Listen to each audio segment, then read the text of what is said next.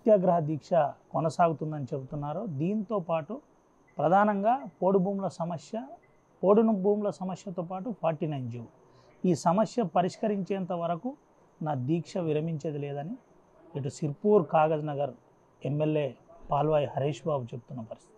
మనతో పాటు హరీష్ బాబు గారు ఒకసారి మాట్లాడేది. అన్న, ఏంటి ఇంత సాహసోపేతమైన నిర్ణయం?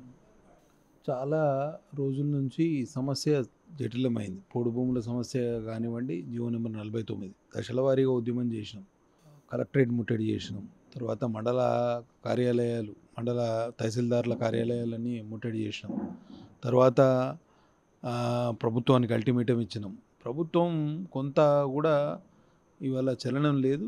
ఇవాళ నిన్నటికి నిన్న ఇన్ఛార్జ్ మినిస్టర్ జూపల్లి కృష్ణారావు గారు ఆసిఫాబాద్ జిల్లా కేంద్రానికి వచ్చారు. కొంత ఈ సమస్య మీద స్పందిస్తారనుకుంటే ఆయన అసలు ముంపు ప్రాంతాలను పరిశీలించడానికి వచ్చిండా ఏదైనా టైంపాస్ చేయడానికి వచ్చిండా తెలియదు. అక్కడ పోతే ముంపంతా సిర్పూర్ నియోజకవర్గంలో ఉంది. ఇటువైపు తొంగి చూడలే.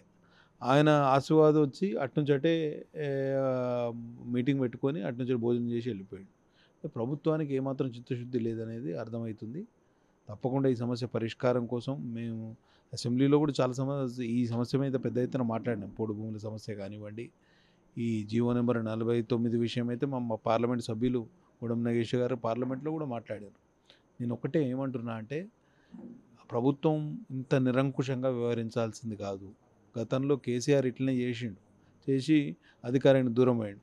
రేవంత్ రెడ్డి ప్రభుత్వం కూడా అదే దారిలో నడుస్తుంది. మాకేంది, మేము అధికారంలో ఉన్నాం, ఇష్టం వచ్చినట్టు చేస్తామని 339 గ్రామ సభల తీర్మానాలు చూపిస్తున్నారు. ఇవాళ ఆ 339 గ్రామ సభల మాజీ సర్పంచులు అందరూ ఈ ప్రతులు తగలబెట్టారు.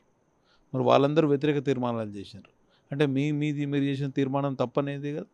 కాబట్టి ఈ ప్రభుత్వం అనేది ప్రజల ఆకాంక్షలకు అనుగుణంగా పనిచేయాలి. ప్రజా వ్యతిరేక పాలన సాగిస్తున్న రేవంత్ రెడ్డి ప్రభుత్వం ఇకనైనా దిగి రావాలని మనస్ఫూర్తిగా ఆశిస్తున్నాం.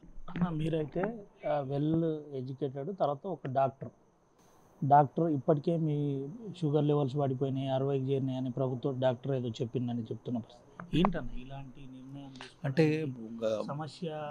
సమస్య హైలైట్ చేయడానికి మాకు ఇంతకన్నా మార్గం లేకుండా మేము ఫారెస్ట్ ఆఫీసు ముట్టడికి పిలుపునిస్తే మమ్మల్ని హౌస్ అరెస్ట్ చేశారు. గతంలో ఎక్కడికక్కడ నిర్బంధకాండ నడుస్తుంది. కేసీఆర్ ప్రభుత్వంలో ఏదైతే నిర్బంధకాండ ఉన్నదో అదే ఈ ప్రభుత్వంలో కూడా పునరావృతం అవుతుంది. కాబట్టి మేము చెప్పేది ఏంటంటే,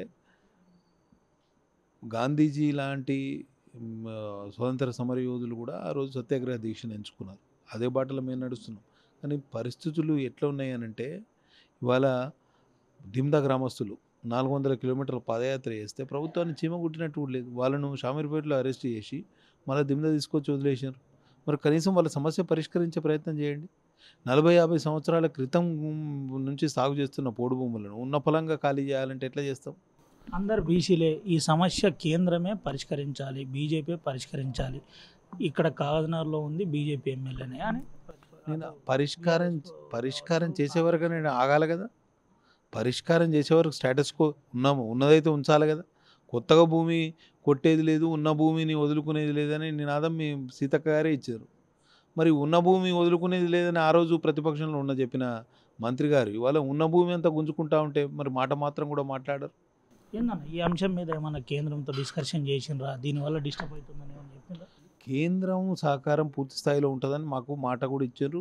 ఈ జియో విషయంలో కాదు, అసలు అటవీ సంరక్షణ విషయంలో కేంద్రం ఎట్లా ఉమ్మడి జాబితాలో ఉన్న అటవీ శాఖ కాబట్టి కేంద్రం తప్పకుండా సహకరిస్తుంది. కానీ ప్రతిపాదనలు రాష్ట్ర ప్రభుత్వం పెట్టాలి. ఈ జియో తీసుకొచ్చినప్పుడు కూడా కేంద్ర ప్రభుత్వానికి సమాచారం లేదు, మా ఎంపీ గారికి సమాచారం లేదు, మాకు సమాచారం లేదు. ఇట్లా ఏకపక్షంగా నిర్ణయాలు చేసి మీ ప్రజల్ని ఇబ్బంది పెట్టే కార్యక్రమం ఎందుకు చేయాలి?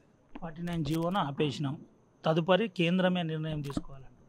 49 జీవో తాత్కాలిక నిలుపుదల చేశారు. పూర్తి స్థాయి రద్దు ఎవరు చేయాలి? జీవో ఇచ్చింది రాష్ట్ర ప్రభుత్వం. అదే రాష్ట్ర ప్రభుత్వం ఇవాళ దాని జీవోకు పరిష్కారం కనుగొనాలి కదా.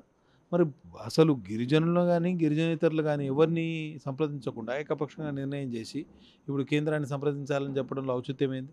మరి మొన్న అబేయన్స్లో పెట్టినారు, తాత్కాలిక నిలుపుదల చేసారు. అని నిలుపుదల చేసినప్పుడు కేంద్ర ప్రభుత్వానికి ఏమన్నా సమాచారం ఇచ్చారా? మీకు మీరే నిలుపుదల చేశారు కదా, దానితోటి మీ డొల్లతనం అనేది బయటపడ్డది కదా. కాబట్టి ఇకనైనా మీరు పట్టు విడుపులకు అవకాశం ఇవ్వాలి.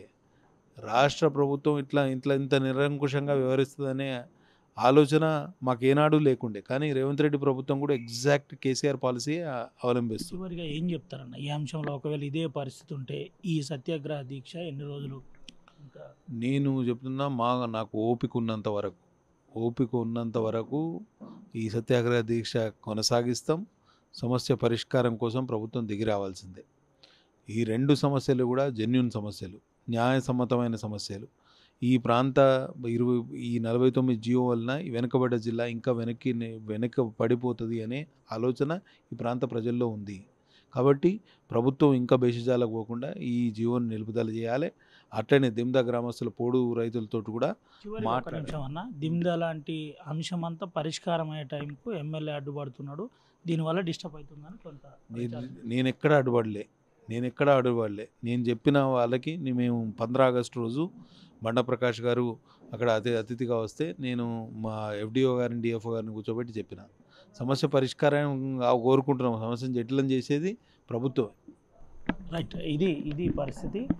ప్రభుత్వమే సమస్యను జటిలం చేస్తుంది. ఎట్టి పరిస్థితుల్లో దిమ్దా గ్రామస్తుల సమస్య పరిష్కారం చేయాలని నేను చెప్పిన పరిస్థితి. దీంతోపాటు సత్యాగ్రహ దీక్ష కొనసాగుతుంది. నాలో ఓపిక ఉన్నంత వరకు ఖచ్చితంగా ఈ దీక్ష చేస్తానని చెబుతున్న పరిస్థితి. సమస్యలు పరిష్కారం చేయకపోతే ఈ నియోజకవర్గం వెనుకబడే ప్రమాదం ఉంది. నేను నచ్చిన మంత్రి ఎందుకు వచ్చినట్టు, ఈ ప్రాంతానికి ఎందుకు విజిట్ చేయలేదో తనే చెప్పాలని సిర్పూర్ ఎమ్మెల్యే పాల్వాయి హరీష్ బాబు చెబుతున్న పరిస్థితి. దీంతోపాటు ఇటు పార్టీ కూడా ఆ మద్దతు తెలిపింది. వరుసగా రేపొద్దున బీజేపీ లీడర్ కూడా నేరుగా రానున్నారని చెబుతున్న పరిస్థితి కనబడుతుంది. ఇదే పరిస్థితి ఉంటే ఉద్యమాలను తీవ్రతరం చేస్తామని, దీనికంటే మార్గం లేదు, గాంధీ మార్గాన్ని మేము ఎంచుకున్నాం, హౌస్ అరెస్ట్ చేయడం కూడా నన్ను కలిచివేసిందని చెబుతున్న పరిస్థితి కనబడుతుంది.